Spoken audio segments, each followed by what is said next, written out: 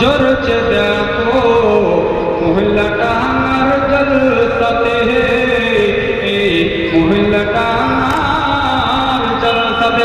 সুবহানাল্লাহ। আর লেকে আছে এই মাহফিলেতে ওর ফারিস্তাদের মেলা, ওর ফারিস্তাদের মেলা।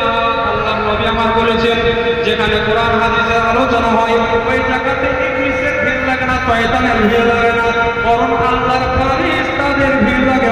সুবহানাল্লাহ। তাই কই বলতে আছেন, লেকে আছেন মাহফিলেতে ওর ফারিস্তাদের মেলা, ওর ফারিস্তাদের মেলা।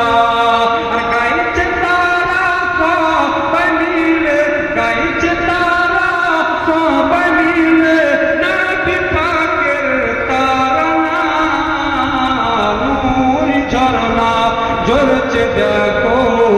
হয়ে যায় গায়ের মধ্যে আলাপচি বা হয়ে যায় নবী কামরা মুস্তাফা জানি রহমত পেলা কো সালাম, তোমায় বাঁচতে হেদায়েত পেলা কো সালাম বলে সালাম জানাই। তো মানুষের অসুবিধা হয়, মানুষের শরীরে চুলকুনি বার হয়, আল্লাহর নবীকে কাঁধে কাবা করতো যা তুলবে কারো দরুদ, তাই বাকে সন্তত দোহা তুলবে কারো দরুদ বলে সালাম জানাই। তো কিছু মানুষের অসুবিধা হয়, আর মদিনার মানুষ সেদিনকে আল্লাহর নবীকে সালাম জানিয়েছিলেন, নবীর নামে সালাম পড়েছিলেন। সেই সালামটা ছিল আরবি সালাম।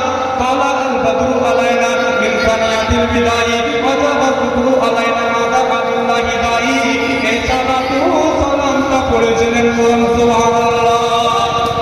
তাহলে বোঝা গেল নবীর নামে জুলুস বের করা এটা আল্লাহর নবীর সাহাবাদের মদিনাতুল মুনাওয়ারার মানুষের সুন্নাত, এবং নবীর নামে সালাম পড়া এটা আল্লাহর নবী দু জাহানের বাদশা নবী মুহাম্মদ সাল্লাল্লাহু আলাইহি ওয়াসাল্লামের সাহাবা এবং মদিনাতুল মুনাওয়ারা মানুষদের সুন্নাত।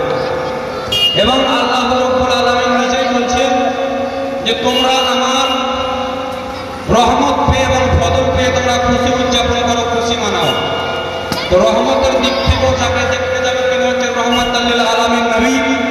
নিয়ামতের দিক থেকেও যাকে দেখতে যাচ্ছেন তিনি হচ্ছেন নিয়ামতের সব থেকে বড় আফজাল আমাদের নবী দু জাহানের বাদশা নবী মুহাম্মদ সাল্লাল্লাহু আলাইহি ওয়াসাল্লাম। মুসলমান আপাজি ভাইরা আমার, এই ঈদটা এমন একটা ঈদ, জশ্নে ঈদে মিলাদুন নবী, এটা এমন একটা ঈদ আজকে যদি আমরা দুনিয়ার মুসলমান, দুনিয়ার মানুষ যদি আমরা জশ্নে ঈদে মিলাদুন নবী না পেতাম, জশ্নে ঈদে মিলাদুন নবীর দিনটা যদি না ঘটতো,